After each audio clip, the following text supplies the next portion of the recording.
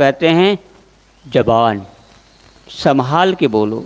ये वही जबान है जिससे भारत हुआ था, ये वही जबान है जिससे राम रावण युद्ध भी हुआ था।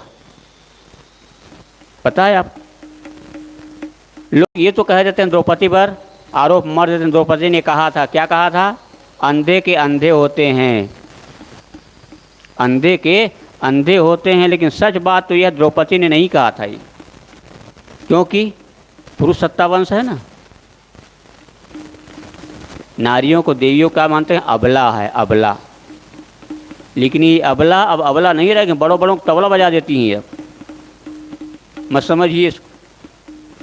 तो उस पर दोष मर दिया गया कि द्रौपदी ने कहा था। द्रौपदी ने भीम अर्जुन नकुल सहदेव ने कहा था कि अंधे के अंधे होते हैं। महाभारत छिड़ गया। यही बात रामायण में जब पर्णकुटी में सीता राम लक्ष्मण रह रहे थे तो रावण ने चाल चली। सीता को हरने के लिए उन्होंने मृग का भेजा, मारीच को भेजा कि जाओ तुम स्वर्ण मृग का रूप धारण करके उसके कुटिया के सामने घूमो। मारीच ने स्वर्ण मृग का रूप धारण करके कुटिया के सामने घूमने लगा। सीता ने देखा कितना सुंदर मृग है, काश इसको फंसा लिया जाता, हमारे कब्जे में आ जाता, कितना अच्छा होता। शायद इसी भाव को लेकर के महाभारतकार ने कहा है, असंभवे है मैं जंतोष तथापि रामम लोल्पे मृगाय प्राया समासन्न पराभवानाम धियो विपर्य दुर्ग भवंती। असंभवे है मैं जंतोष, हे मैं यानी सोना के वस्तु समान होना, कोई हेर नहीं होता सोना का। लेकिन जब पराभव नज़दीक आता है, पतन नज़दीक आता है तो आदमी बुद्धि मारी जाती है। सीता जगत जननी कहा जाता है, लेकिन उसकी बुद्धि भी मारी गई। उन्हें पता नहीं कि मैं छलने के लिए ऐसा किया गया। खैर आगे तो उन्होंने राम से कहा कि मुझे मृग चाहिए, जिंदा हो या मुर्दा। राम भी सीता की बातों में आ गया, उसको पकड़ने के लिए चला, मारने के लिए चला, लेकिन वो तो मायावी था ना। चलता भागता चला गया। अंत में राम का बाण लगा, हा सीते हा लक्ष्मण। आवाज़ आई सीता कान में। सीता ने लक्ष्मण से कहा, तुम्हारे भाई में विपत्ति आ पड़ी है, तुम जाओ। लक्ष्मण जानता था इसको, लक्ष्मण को पता था ये सच नहीं है, मायावी है। लक्ष्मण ने कहा, भाभी ये मायावी है, भैया राम की आवाज़ नहीं है, भैया राम को कुछ नहीं हो सकता है। तब सीता ने जो कटु वचन लक्ष्मण को कहा है, कहते हैं भरी सभा में कह पाना बड़ा मुश्किल होता है।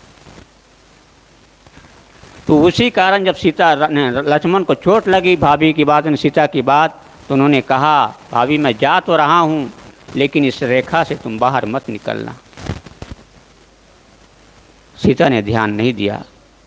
तो मैं कह रहा था, सदगुरु कबीर कहते हैं, बोल तो अमोल है, जो कोई बोले जान, हे तराजू तौल के तब मुख बाहर आन। घर परिवार में यदि हम स्वर्ग चाहते हैं, आनंद चाहते हैं, प्रसन्नता चाहते हैं, तो अपनी जबान पर कंट्रोल करें। सुबह के सत्र में गुरुदेव जी कह रहे थे ना, 2 फैक्ट्री सबको लगानी चाहिए। 2 फैक्ट्री, बाहर फैक्ट्री लगाते हैं, बहुत सारा रॉ मटेरियल इकट्ठा करना पड़ता है, बहुत खर्च करना पड़ता है, सरकार से परमिशन लेनी पड़ती। लेकिन ये ऐसी फैक्ट्री जिसके लिए कोई परमिशन नहीं, कोई खर्च नहीं, फ्री ऑफ कास्ट। जवान शुगर फैक्ट्री और मस्तिष्क में आइस फैक्ट्री। तो मैं तो यहाँ जबान पर चर्चा कर रहा हूँ बोल, क्योंकि शस्त्र से लगी हुई चोट, शस्त्र से बना हुआ घाव थोड़े समय में भर जाता है मेरे बंधुओं, लेकिन जबान से लगी हुई चोट का घाव भरना बड़ा मुश्किल होता है। जिंदगी बीत जाती है, लोग कहते तुमने मुझको ऐसा कहा था, बात कब कही थी पता नहीं याद, लेकिन वो बात जो बात कही गई है कान में घुस गई, जब भी याद आती है दिल को बड़ा दर्द होता है, बड़ी पीड़ा होती है। और अंततो गत्वांत समय तक अपने बच्चों से कहा जाता है कि मैंने तो उसका बदला लिया नहीं, तुम मेरे वारिस हो, तुम मेरे बच्चे हो, तुम उनका जरूर बदला लेना। ये हिदायत करके जाता है।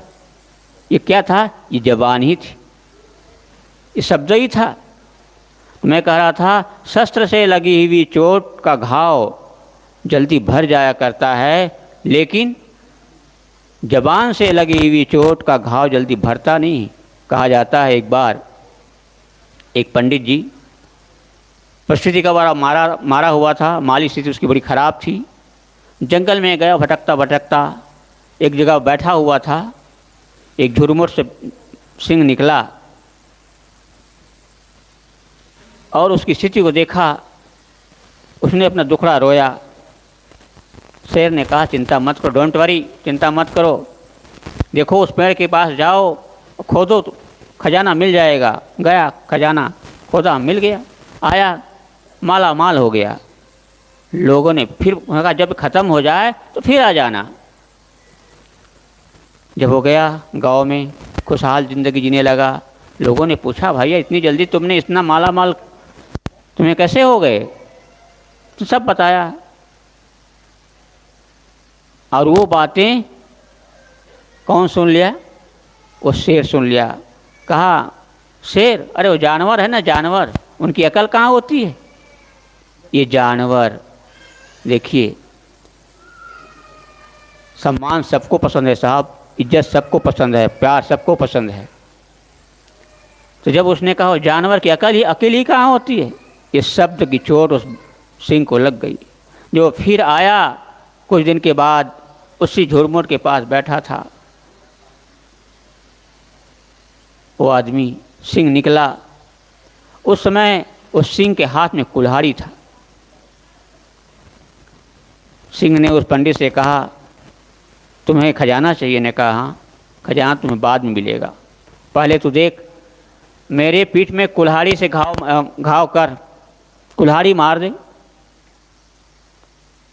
ना चाहते हुए कुल्हाड़ी मारा, ना मारता तो वो को मार जाता, खा जाता। कहा अब जाओ, कुछ दिन के बाद आना। गया, कुछ दिन के बाद फिर आया। तब शेर ने कहा देख तूने मेरी पीठ पर कुल्हाड़ी से वार किया था ना, ये वार, ये घाव भरा है कि नहीं भरा है? कि घाव तो भर गया। शेर ने कहा तुम्हारी कुल्हाड़ी से लगा हुआ घाव तो भर गया, लेकिन तुमने वो जो कहा था शेर जानवर है ना, उसकी अकल कहाँ है? वो घाव भरा नहीं है। तो मैं कह रहा था शब्दों की चोट होती है, बहुत दर्दनाक होती है। इसलिए कबीर साहब ने कहा है कि बोल तो अमोल है, शब्द सम्हारे बोली। साहब ने भी कहा मधुर वचन है औषधि, कटुक वचन है तीर, श्रवण द्वार हो संचरे साले सकल शरीर। जब हम किसी से बोलें, बात करें, तो पहले उसके परिणाम को देख लें, सोच लें। इसलिए किसी ने कहा है पहले जैसा रंग नहीं है आज के रंगोली में, पहले जैसा रंग नहीं है आज के रंगोली में, जाने कैसा जहर घुला है आज लोगों की बोली में, आज लोगों की बोली में। चेहरा तो बड़ा आदमी सुंदर बनाता है, जब कहीं दर्पण के सामने खड़ा होता तो मेकअप करता है,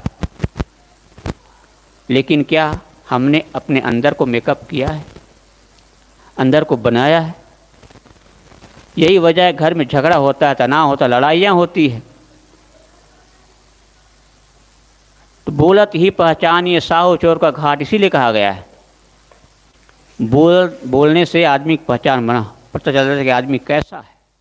कुछ लोग बोलते हैं, इतने मीठे बोलते हैं कि वो आदमी के दिल में उतर जाते हैं, और कुछ लोग ऐसे बोलते हैं दिल में नहीं उतरते, सीधा दिल से उतर जाते हैं। होता है कि नहीं होता है? कुछ लोग ऐसे बोलते हैं दिल में नहीं उतरते, दिल से उतर जाते हैं। लेकिन याद रखिए, किसी की मीठी बोली, मीठी ज़बान से आप प्रभावित मत होइए, क्योंकि पता है मधुमक्खी भी मीठी शहद बनाती है, लेकिन जब डंक मारती है ना तो जान भी निकाल लेती है।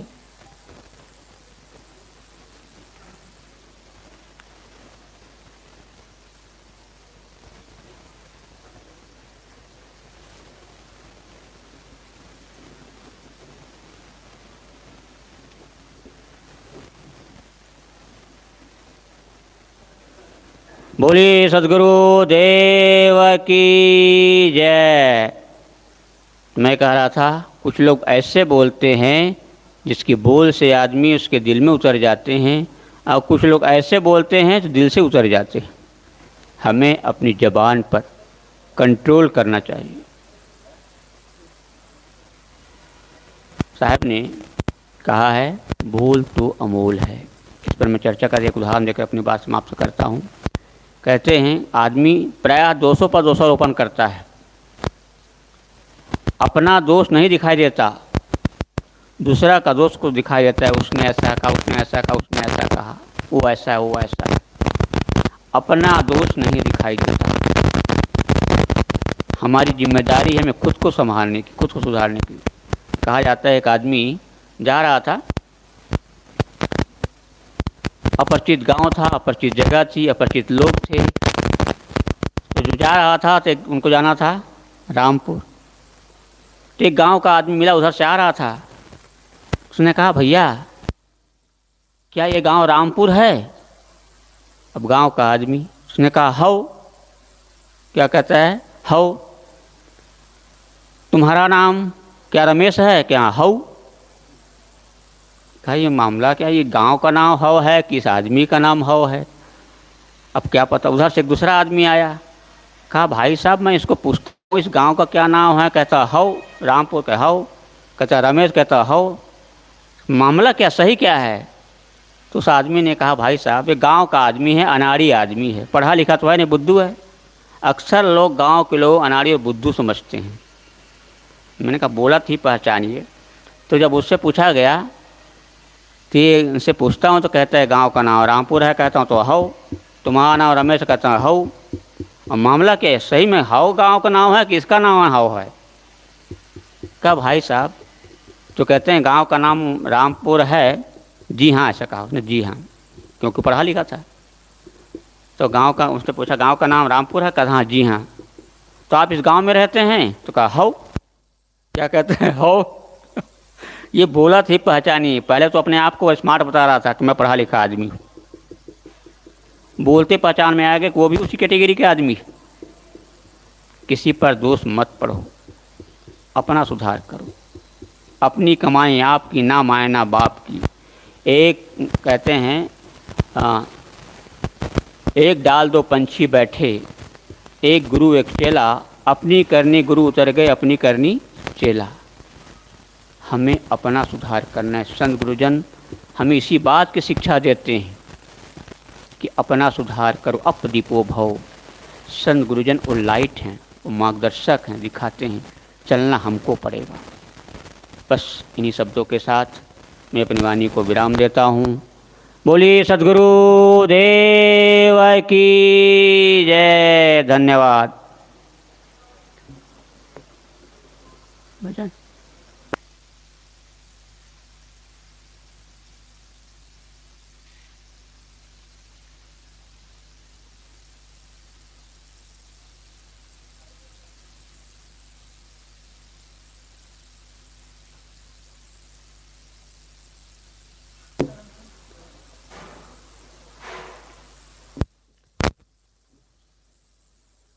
अब बिना किसी औपचारिकता के, बिना किसी विलंब किए, जिसका इंतज़ार हमको था, जिसकी प्रतीक्षा हमको थी, गुरुदेव जी मंचासीन हो चुके हैं।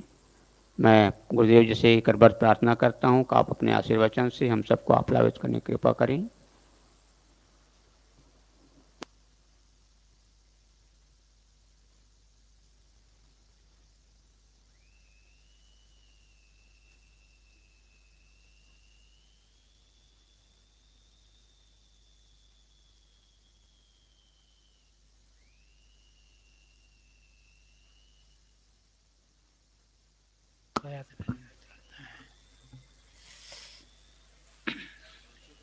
कुछ कहना है क्या? कुछ कहना है क्या?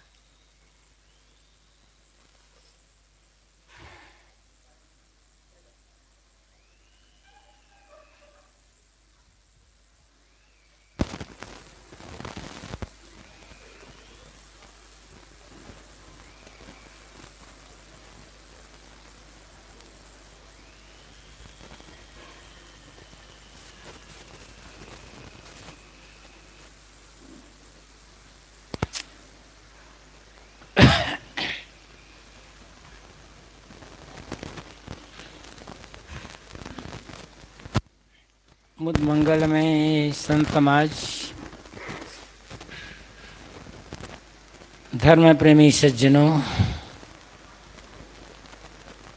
श्रद्धा मूर्ति देवियों,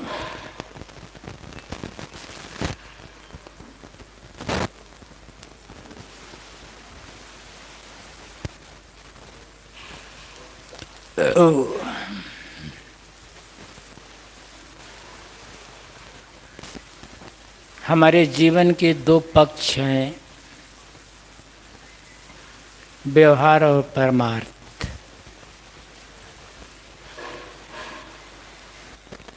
कह सकते हैं एक साधन है और एक साध्य है। व्यवहारिक पक्ष जब तक समुज्ज्वल नहीं होगा, पारमार्थिक उन्नति कभी संभव नहीं है। परमार्थ लक्ष्य है। परमार्थ, परम अर्थ, परमार्थ। परम का अर्थ है श्रेष्ठ और अर्थ का अर्थ प्रयोजन। तो परमार्थ का अर्थ होता है श्रेष्ठ प्रयोजन, अंतिम उद्देश्य को क्या है? दुखों की आत्यांतिक निवृत्ति।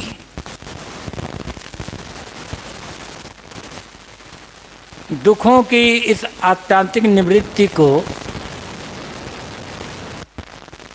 धार्मिक जगत में मोक्ष या मुक्ति कहा गया। भगवान के धाम जाना, भगवान को पाना और अनेक नाम दिए गए, लेकिन मुख्य उद्देश्य क्या है? दुखों से छुटकारा। कैसे छुटकारा? सदा काल के लिए आत्यांतिक निवृत्ति इसलिए कहा गया। अथ त्रिविध दुख आत्यांतिक निवृत्ति पुरुषार्थ। इस सांख्य दर्शन का पहला सूत्र है। आत्यांतिक निवृत्ति का मतलब होता है सदा के लिए छुटकारा। जैसे हमें भूख लगती है, भूख का दुख होता है, भोजन खा लिए, भूख का दुख खत्म। अब एक बार भोजन कर लिए तो आगे भूख नहीं लगेगी, सदा के लिए भूख समाप्त हो गई, ऐसी तो बात नहीं है। अभी भूख लगी थी, भोजन खा लिए, भूख खत्म, लेकिन शाम तक या कल फिर से भूख लग जाएगी। तो ये क्षणिक निवृत्ति हुई, थोड़े समय के लिए छुटकारा हुआ। प्यास लगी थी, प्यास से बड़ी व्याकुलता थी, तड़पन थी, पानी पी लिए, प्यास का दुख खत्म थोड़े समय के लिए। 4-6 घंटे बाद फिर से प्यास लग सकती है, तो क्षणिक निवृत्ति हुई है। शरीर में रोग आया, दर्द होने लगा, दुख होने लगा, दवा ले लिए, रोग मिट गया, रोग का दुख खत्म। किंतु आगे फिर से रोग नहीं आ गया शरीर में, ऐसी कोई गारंटी नहीं है। तो भोजन से भूख का दुख दूर होता है, पानी से प्यास का दुख दूर होता है, औषध से रोग का दुख दूर होता है, लेकिन थोड़े समय के लिए। और यहाँ क्या कहा गया? आत्यांतिक निवृत्ति। एक बार दुख खत्म हो जाए तो फिर से कभी दुख ना हो, उसी का नाम है मोक्ष। मोक्ष का अर्थ होता है छूट जाना। किससे छूटना? भवबंधन से। भवबंधन से क्यों छूटना चाहते हो? कि बंधन में दुख है, तो मूल बात तो दुख पर आएगी।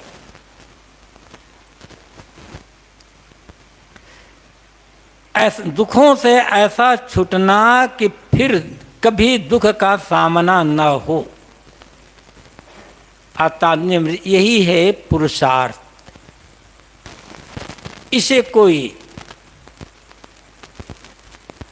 किसी नाम से पुकारता है, कोई किसी नाम से पुकारता है। निर्वाण, कैवल्य, मोक्ष, मुक्ति या और अनेक नाम हैं, शब्द अलग अलग हैं, अर्थ एक है। शुरुआत करते हैं व्यवहार से।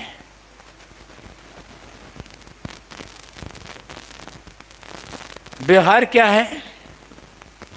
प्राणी, पदार्थ, परिस्थितियों के बीच जो कुछ हम करते हैं वो व्यवहार है। जीवन में प्राणी मिलते हैं, पदार्थ मिलते हैं, परिस्थितियां मिलती है। प्राणी है मनुष्य,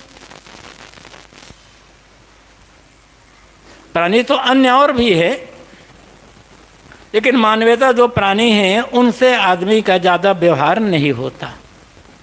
अब गाय पाले हैं, कुत्ते हैं, बिल्ली है, बकरी है या अन्य और जानवर पाल रखे हैं, उन्हें एक सुरक्षित जगह पर बांध दें, उनकी चारे आदि की व्यवस्था कर दें, अब उधर से कोई झंझट नहीं होगा, वहाँ कोई शिकायत नहीं होगी, उनमें लड़ाई झगड़ा नहीं होगा।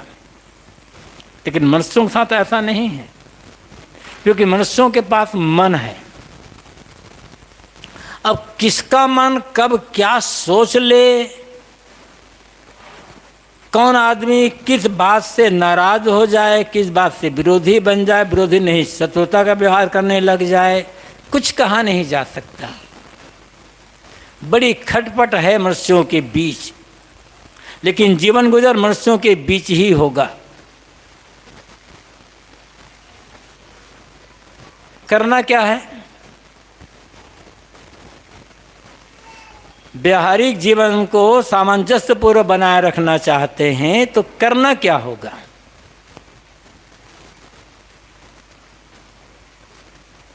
कुछ सूत्रों का पालन, कुछ सूत्रों का प्रयोग।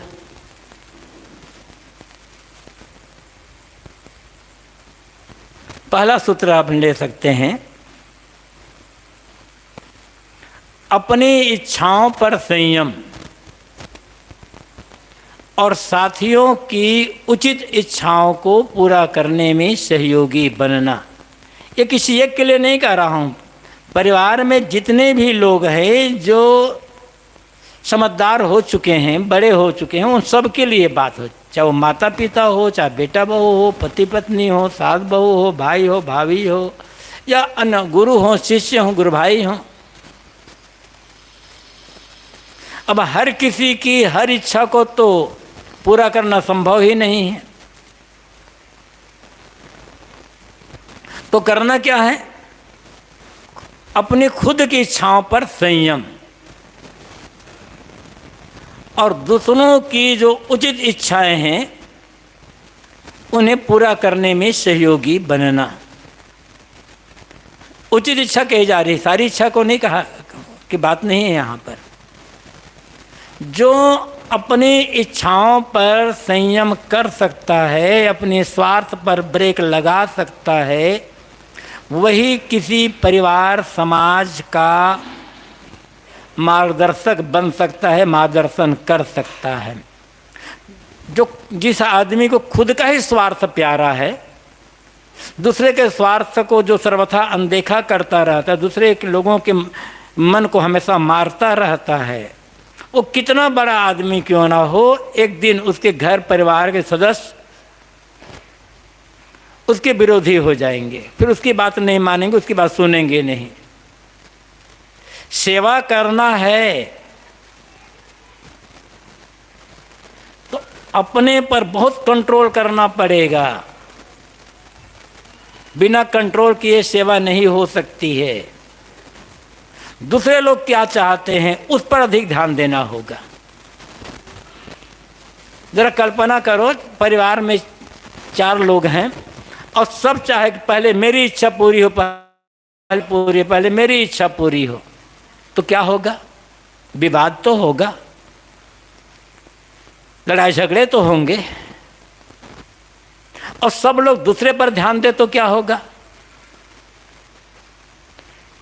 जो स्वयं न खाकर साथियों को खिलाने की चेष्टा करता है, साथी लोग भी उसको खिलाने का प्रयास करेंगे ही करेंगे। और जो स्वयं पहले अपना पेट भरना चाहता है, साथी लोग भी उसका ख्याल करना, उस पर ध्यान देना छोड़ देंगे। इसलिए आप खिलाकर तो खाएं, आपको खिलाने वाले मिलेंगे। वो लोग पहले पूछ लेंगे आपको, आप खाएं या नहीं खाएं। अपना पेट तो खाना ही पड़ेगा, चाहे खिला कर खाओ, चाहे पहले खाओ और पहले खाओ और तब खिलाओ, तो आप स्वार्थी कहे जाओगे। पहले खिलाओ फिर खाओ तो आप परमार्थी कहे जाओगे। बस अंतर इतना है, पहले खाओ तो भी पेट भरेगा, खिला करके खाओगे तो भी पेट भरेगा, लेकिन आदर्श दोनों का बिल्कुल अलग अलग हो जाएगा। इसलिए खिला करके खाने का प्रयास करें, आपको भी खाने को मिलता रहेगा। तो ये पहली बात है, अपनी इच्छाओं पर संयम, दूसरों की उचित इच्छाओं को पूरा करने में सहयोगी बनना, उन पर ध्यान देना। दूसरी बात,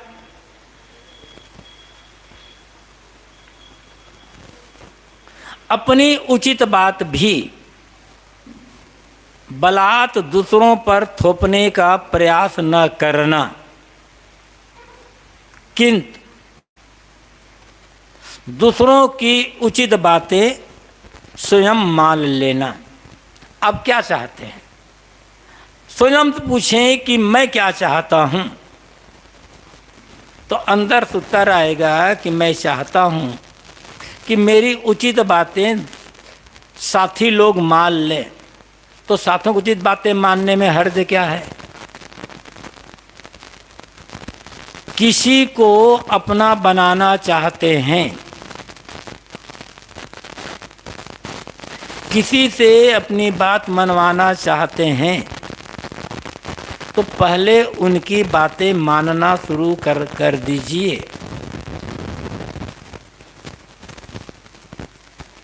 रास्ता यही है, हम किसी की बात ना माने और हमारी बातें सब माने, कब तक ऐसा चलेगा? अंत में आपकी बात ही मानना लोग बंद कर देंगे। तो पहले दूसरों को उचित बातें मान लें और अपनी बात कह दें, मैं ऐसा समझता हूँ, ये मेरी राय है। उचित लगेगी राय, लोग मान लेंगे, नहीं उचित लगेगी तो नहीं मानेंगे, तो घाटा क्या हो जाएगा? जिद छोड़नी पड़ेगी। घर के, समाज के, पार्टी के कितने बड़े आप कार्यकर्ता क्यों ना हो, कितने मुखिया क्यों ना हो, हर बात में अपनी जिद पर अड़े रहेंगे तो एक दिन आप बिल्कुल अलग हो जाएंगे। जिद अच्छी नहीं होती है, जिद छोड़िए, उदार हृदय बनने की चेष्टा करें। बड़ी साधारण बात है और लड़ाई इसी के लिए होती है।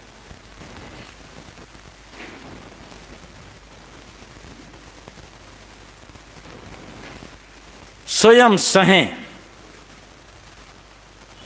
दूसरों को सहाने की चेष्टा ना करें।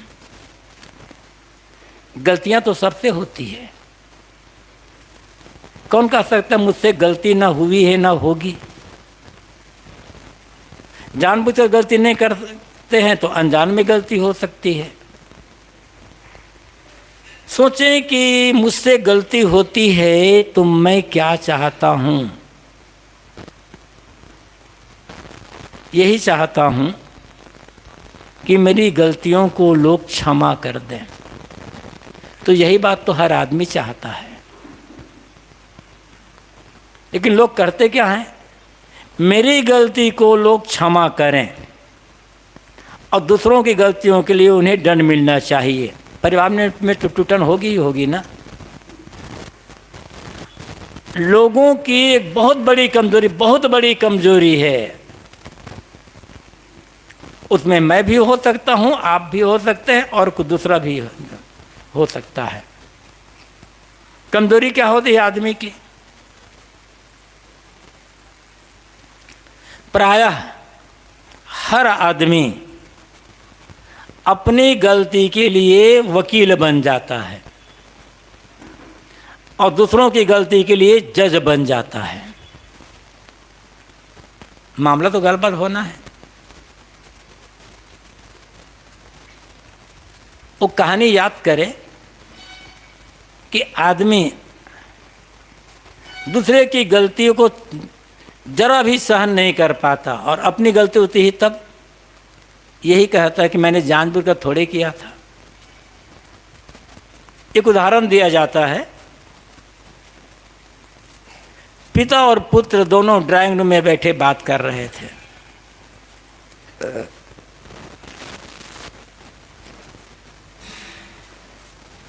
भोजनालय से किचन रूम से कुछ गिरने की आवाज आई। आवाज सुनकर पिता ने पुत्र से कहा, बेटा अभी किचन रूम में कुछ गिरने की आवाज आई, तुमने सुनी? कहा पिताजी सुनाई तो पड़ी। तो पिता ने कहा जाकर देखो तो क्या चीज गिरी है और किसके हाथ से गिरी है। पिता की बात सुनकर पुत्र कहता, पिताजी क्या चीज गिरी है ये तो किचन में जाने पर ही पता चलेगा, किंतु किसके हाथ से गिरी है मैं यही से बता देता हूं, अभी बता दूं आपको। पिता ने कहा क्या तुम्हें कोई दिव्य दृष्टि मिल गई है कि जो हाथ बता दोगे? पिताजी दिव्य दृष्टि की बात नहीं, बड़ी सरल बात है। तो पिता ने कहा अच्छा बताओ किसके हाथ से गिरी है अभी जो चीज गिरी है वो? पुत्र कहा पिताजी जो कुछ भी चीज गिरी है मां के हाथ से ही गिरी है। पिता ने कहा तुम इतनी गारंटी के साथ कैसे कह रहे हो? तुम्हारी पत्नी भी तो किचन में ही है ना, वो भी तो किचन में काम कर रही है, उसके हाथ से भी तो गिर सकती है। पुत्र कहा हाँ पिताजी गिर सकती नहीं, गिरती भी है, उसके हाथ से भी चीज़ें गिरती है, लेकिन अभी जो चीज़ गिरी है ना ये